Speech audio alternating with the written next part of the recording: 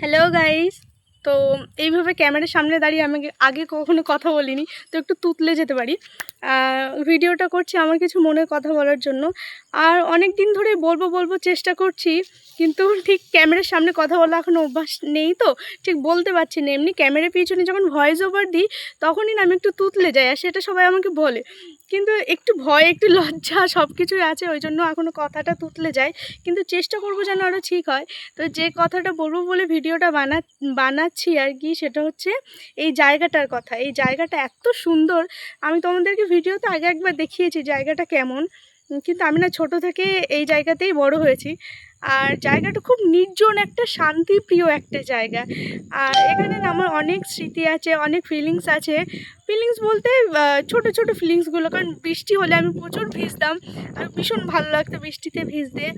যেরকম কানে হেডফোন গুঁজে সারাটা বিকেল একটা জায়গায় বসে থাকতাম, আর নির্জন একটা জায়গা, কেউ থাকতো না, একটু হাওয়া দিত, বেশ ভালো লাগতো। আমি ঠিক বলে হয়তো বোঝাতে পারছি না। তো এইগুলো আমার খুব ফেভারিট কিছু জিনিস, আর যেগুলো তোমাদের সাথে একটু বললাম আর কি। তো এই হচ্ছে, আমি দিয়ারতে থাকি, আর থাকি না মানে আগে থাকতাম, ছোটো থেকে এখানে বড় হয়েছে। আমার ভীষণ প্রিয় একটা জায়গা। আমি না আগে কোথাও ঘুরতে যাইনি, মানে আগে না, এখনও যাইনি সেরকম বড় সড়ো কোনো জায়গায় ঘুরতে যাইনি। কিন্তু আমার না মনে হয় না যে আমি কোথাও ঘুরতে যাইনি, কারণ আমার মনে হয় আমি অনেক কিছু দেখে ফেলেছি, অনেক কিছু ফিল করে ফেলেছি। তার কারণ হচ্ছে এই জায়গাটার জন্য।